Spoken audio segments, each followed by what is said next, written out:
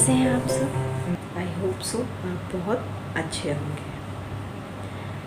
तो मैंने non profit organisation की अभी तक आपको 2 वीडियोस सेंड की हैं। आई होप सो आपको पसंद आई होंगी। तो आज हम उसी को आगे कंटिन्यू करेंगे, उसी सीरीज़ को। और हमारी सीरीज़ जो चल रही थी उसमें आगे का टॉपिक है हमारा इनकम एंड एक्सपेंडिचर अकाउंट, जिसे हम हिंदी में आय व्यय खाता कहते हैं। यह लाभ हानि खाते की तरह ही तैयार किया जाता है। लाभ हानि खाता जैसे हम P&L अकाउंट बनाते थे उसी के तरीके से बनाया जाता है।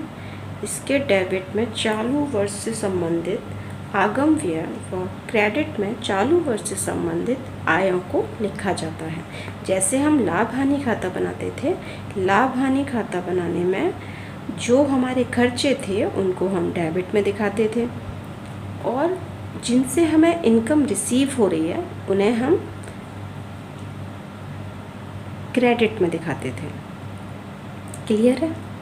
तो हम क्या करेंगे, बिल्कुल सेम वैसे ही अगर आपका आगम व्यय है तो आप डेबिट में दिखाएंगे और आपकी कोई आगम आय है तो आप क्रेडिट में दिखाएंगे। क्लियर है? बस कंडीशन ये है कि ये चालू वर्ष से रिलेट होना चाहिए। आगे चाहे उसका भुगतान आपको हुआ है या नहीं हुआ है, लेकिन अगर वो करंट ईयर की है तो आप उसे दिखाएंगे। पूंजीगत प्रकृति की मदों को इसमें नहीं लिखा जाता। जो पूंजीगत प्रकृति की होती है, मैंने आपको लास्ट वीडियो में ये बताया था कि पूंजीगत प्रकृति की मद कौन सी होती हैं, जो लॉन्ग टर्म होती हैं, जो लॉन्ग टर्म के लिए, लॉन्ग ड्यूरेबल के लिए यूज़ की जाती हैं। ठीक है, ये पूंजीगत प्रकृति की मदें होती हैं। तो ये सारी चीज़ें मिलाकर हम क्या बनाते हैं, आय व्यय खाता बनाते हैं।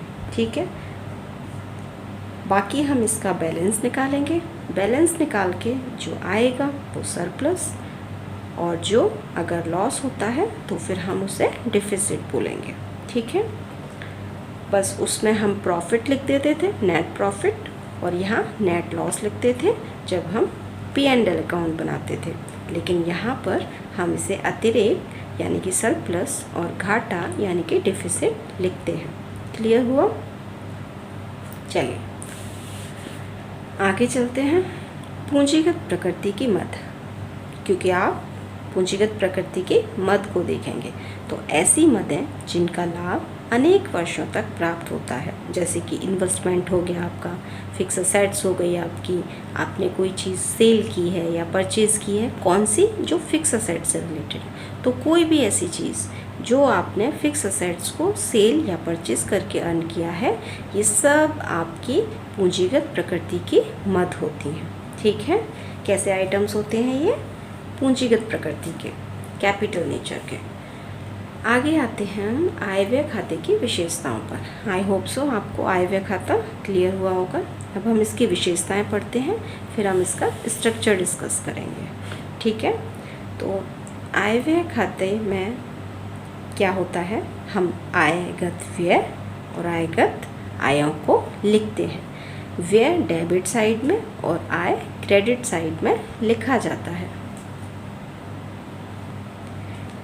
केवल चालू वर्ष से संबंधित मदों को ही लिखा जाता है। इसमें जो करंट ईयर से रिलेटेड होती हैं वही आइटम्स लिखे जाते हैं। इसमें आप डेप्रिशिएशन, आप बैड डेब्ट्स, जो नॉन कैश आइटम होता है वो भी इसमें लिखा जाता है। ठीक है, क्योंकि वो हमारा एक तरीके से खर्चा होता है, इसलिए हम उसे भी शो करते हैं। और इसमें समायोजन भी किया जाता है, जैसे कि आपका प्रीपेड एक्सपेंस हो गया, पूर्वतत्व व्यय, आउटस्टैंडिंग एक्सपेंस हो गया, अदत्त व्यय, उपार्जित आय हो गया, अनुपार्जित आय हो गया, एक्रूड, अनएक्रूड इनकम। ओके, आगे हम देखेंगे तो यह दोहरा लेखा प्रणाली का ही एक भाग होता है, यानी कि डबल एंट्री सिस्टम के ऊपर ही बेस्ड है। आगे लाभ हानि खाते की तरीके से बनाया जाता है। बिल्कुल, हम इतनी देर से यही पढ़ रहे हैं, हमने ऊपर पढ़ा। आगे इसमें जो निकलता है वो अतिरेक यानी कि सरप्लस और घाटा यानी कि डिफिसिट शो करता है। क्लियर हुआ? चलिए अब इसका परफॉर्मा डिस्कस करते हैं। तो इनकम एंड एक्सपेंडिचर अकाउंट का अगर हम परफॉर्मा देखेंगे तो बिल्कुल same receipt and payment account की तरीके से हम यहाँ पर भी क्लब का नाम लिखेंगे और अपना जो ईयर है वो मेंटेन करेंगे। ठीक है, इसके बाद यहाँ एक्सपेंडिचर और यहाँ इनकम लिखेंगे। हमने इनकम एंड एक्सपेंडिचर अकाउंट लिखा, अपने क्लब का नाम लिखा और फिर अपनी डेट डाली, क्योंकि हम 31 मार्च को अपने अकाउंट्स क्लोज करते हैं। ठीक है, तो हमने ये एक्सपेंडिचर लिखा, ये हमने इनकम लिखा और जो यहाँ आएगा, अगर आपने यहाँ का टोटल किया, यहाँ का टोटल किया, ये ज़्यादा आया तो आप जो निकालते थे यानी कि नेट प्रॉफिट जो आता था आपका वो सरप्लस बोला जाएगा और नेट लॉस जो आता था वो आपका डिफिसिट बोला जाएगा। क्लियर हो गया? इसे हम अतिरेक या घाटा भी लिख सकते हैं। ठीक है, आई होप सो आपको income and expenditure account clear हो गया होगा।